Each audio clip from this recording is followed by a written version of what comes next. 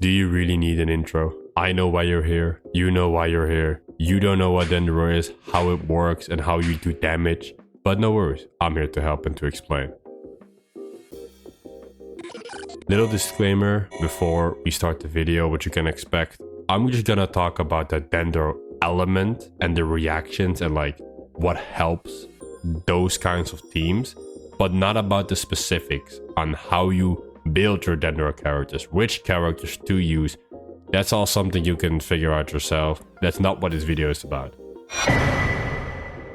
Before we begin explaining all the elemental reactions and how they work, let's start with the drive force of all of this, EM or Elemental Mastery. It's very simple.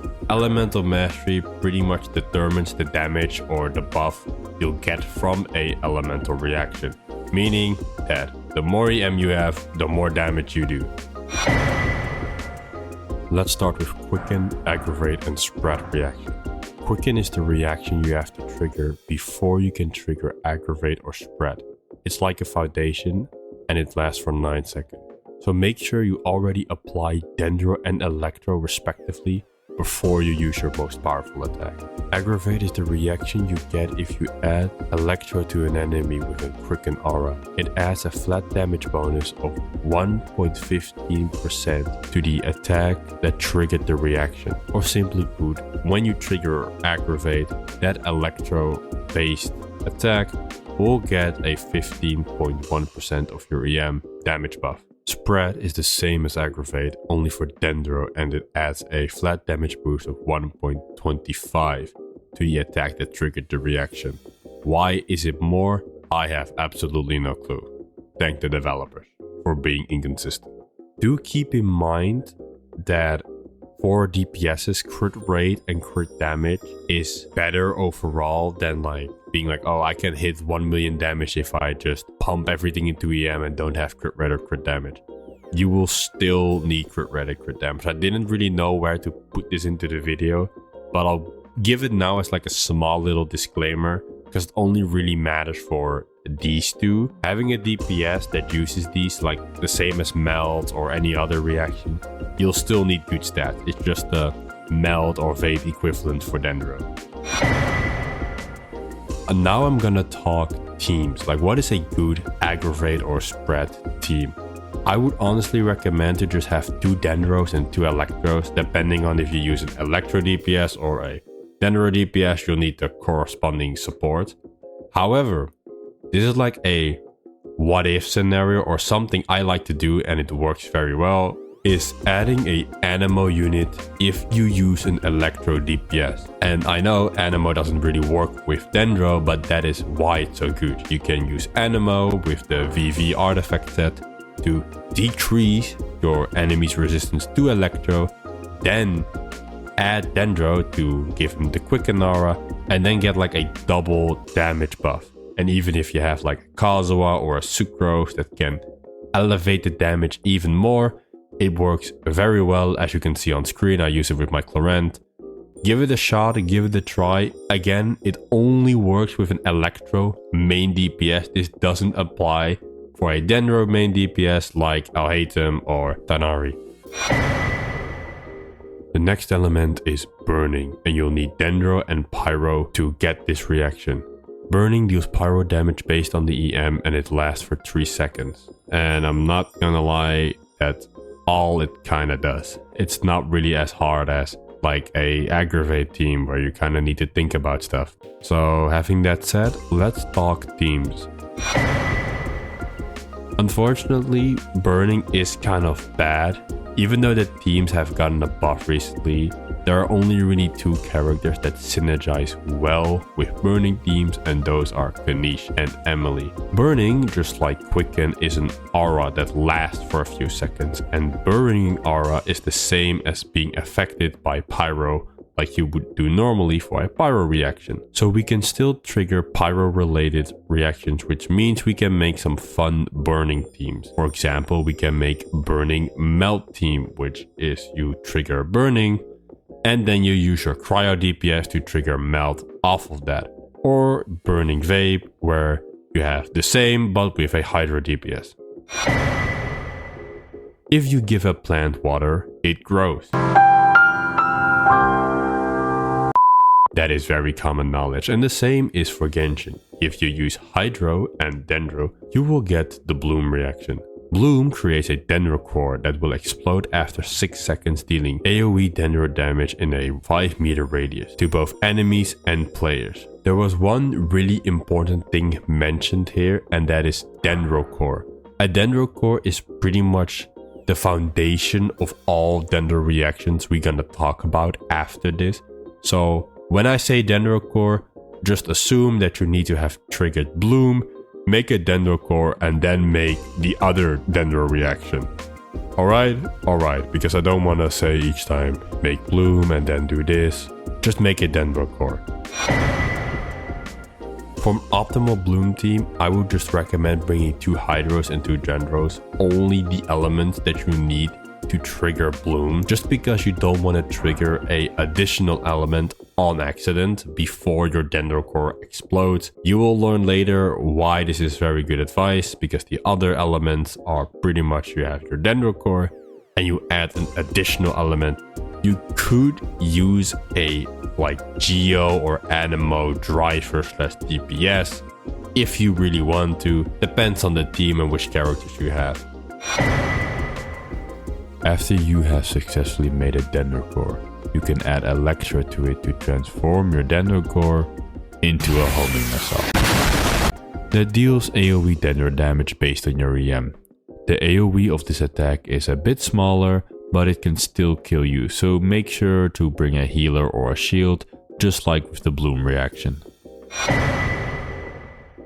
For teams, I would recommend having 2 Dendros, 1 Hydro and 1 Electro. You bring your Dendro for 2 Dendro applications because that's what you'll need the most. Then you have 1 Hydro to make more Dendro cores. And then you have 1 Electro to trigger your Hyper Bloom. For your Electro unit, make sure their Electro applying skill, I don't really know how you want to call it, but just their skill they're gonna apply Electro with, is very AoE based, because it will not trigger your dendro cores and make Hyper Bloom if you don't really have a AoE Electro attack. The characters that are mostly used for this are Cookie, that I have on screen, or Raiden Shogun. Just dump a shitload of EM on her and you'll be fine. And at the time of recording this, Rodon also seems pretty good for it. I haven't tested it out, but maybe. Now, instead of adding Electro to your dendro core, you will add Pyro. Applying Pyro to your dendro core makes it explode instantly, dealing dendro damage. Just like Bloom, when the dendro core explodes, you'll take damage, so make sure you bring a healer. The damage of Virgin is completely based on your EM. For teams, it's the same as Hyper Bloom. I'd recommend 2 Dendros, 1 Hydro and 1 Pyro this time. Just like with Hyper Bloom, make sure your Pyro applier is slow and has a large AoE so that you are sure that your dendro cores are exploding. Now dear viewer, I want to congratulate you for 2 things. First, you successfully learned how all dendro reactions work, and I'm proud of you. And second of all, for making it this far, because let's be real, nobody does. I'm a small YouTuber, you know how it is. But we are not done. I want to tell you about artifacts. And I know I said I would not go into details about characters, and I'm not. But there are some artifacts that greatly benefit dendro reactions. However, it is not as easy as just adding more EM or giving it to a certain character. So I want to make sure you give the right set to the right character for the right team. Let's start with Deep Boot Memories. This set is the most important for any dendro team. Its effect is 2-piece, dendro damage bonus plus 25%. 4-piece. After elemental skill or burst hits an opponent, the target's dendro resistance will be decreased by 30% for 8 seconds. This effect can be triggered even when the equipped character is not on the field. The 15% extra dendro damage is really nice, but the 4-piece bonus is the real main focus. Making your enemies less resistant to dendro is amazing. And because it can be triggered even when the equipped character is not on the field, you can pretty much just give this to an off-field dendro applier and it will still trigger. This is just a personal tip from me, but don't give this set to your DPS. You probably ask, why would I don't give it to my DPS? I mean, it's a fine set and I get more dendro damage, which is true. But I gave it to my Alhaitham and I regret it now. Because most likely, you really want to run 2 dendro units in your dendro team. And this effect doesn't stack, as far as my knowledge goes. In fact, no artifact set stacks. So giving only one of them per unit is the best way to do things. And the way I would recommend you to. So give this set to a support that can just trigger its effect off the field, and then give your main DPS a different set. In fact, give him the set we're gonna talk about next, which is Gilded Dreams. 2-piece. Increase elemental mastery by 80. 4-piece, and this is gonna be a long one, so stay with me. Within 8 seconds of triggering an elemental reaction, the character equipped will obtain a buff based on the elemental type of the other party members. Attack is increased by 14% for each party member whose element type is the same as the equipped character. And elemental mastery is increased by 50 for every party member with a different elemental type. Each of the aforementioned buffs will be counted up to 3 characters. This effect can be triggered once every 8 seconds. The character who equipped this set can still trigger this effect while not on the field. In short, what it does is it increases the equipped character's attack for every party member with the same element. And it increases the elemental mastery of each party member with a different element. I would recommend giving this set to your main dendro DPS or like a off-field electro DPS in a aggravate team. Just because there are some off-field electro DPSs that don't really have like a good set for dendro specific teams. So giving them this set will make those aggravates deal more damage and in turn make your off-field electro characters synergize better with your dendro team.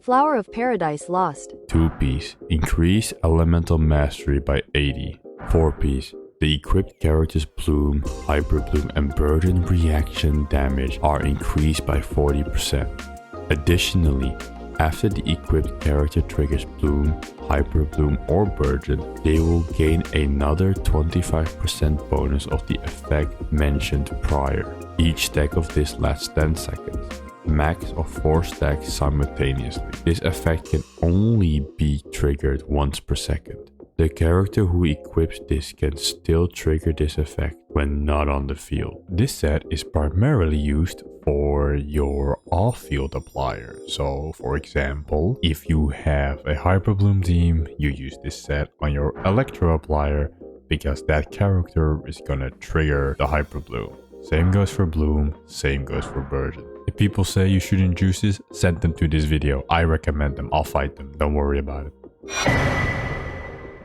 Now, on to our final and latest artifact set, Unfinished Reverie. 2-piece. Increases attack by 18%. 4-piece. After leaving combat for 3 seconds, damage dealt increases by 50%. In combat, if no burden opponent is nearby for more than 6 seconds, the damage bonus will decrease by 10% per second until it reaches 0. When a burning opponent exists, it will increase by 10% instead until it reaches 50%. This effect can still be triggered even if the equipped character is off-field. I just wanted to mention, if it was not clear, the buff only applies to the equipped character. So make sure you give this set to a DPS or off-field DPS. And this is the end of the video. If you made it here and watched all the way through, then thank you, because not many people do that. I can see it in my analytics.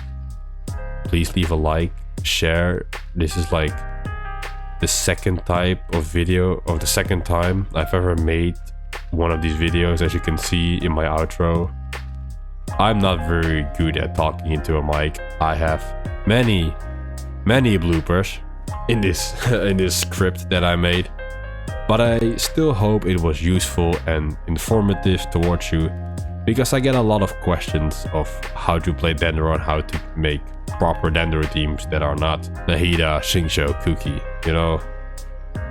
If you wanna ask me questions live or just talk to me, I do stream on Twitch. I do mostly Genshin streams, but I wanna do some different stuff because, well, doing different stuff is also fun. Variety is the spice of life.